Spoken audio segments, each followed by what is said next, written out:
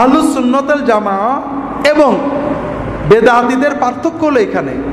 আহলুস সুন্নাতুল জামা মুসলমানদের কাউকে কাফের বলে না, বলে এরা গোমরা, এরা ভুলে পথে আছে, কিন্তু মুসলমান। তারা বলে এই কথাটা, তারা বলে সাহাবীদেরকে গালি দেওয়া গোমরা, বা আবু বকরের গালি দেওয়া কুফুরি, অথবা কোরআন বিকৃত, এই কথা কাজের কথা বলেন, এই কথা বললে সে কাফের হবে। শিয়ারা সব কাফের এটা বলা হয় না। তবে শিয়াদের ভিতরে এমন এমন কিছু বিষয় আছে যেগুলো খুবই কঠিন।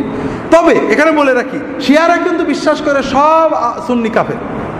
শিয়ার অংশে বলে তোমরা আমাদের, শিয়াদের একইন যে লা ইলাহা ইল্লাল্লাহু মুহাম্মাদুর রাসূলুল্লাহ আলী হুজ্জাতুল্লাহ, এই তিনটে বিশ্বাস না করা পর্যন্ত কেউ মুসলমান হবে না। এই জন্য শিয়া বিশ্বাসে কোনো মুসলমানই মুসলমান না। এই জন্যই কোথাও পাবেন না যে সুন্নিরা যে শিয়াদেরকে বলছে ভাই সুন্নি হয়, এরকম পাবেন না। কিন্তু শিয়ারা কিন্তু রাত দিন দাওয়াত দিয়ে বেড়াচ্ছে সুন্নিদেরকে শিয়া, কারণ তাদের মধ্যে সুন্নিরা মুসলমানই না।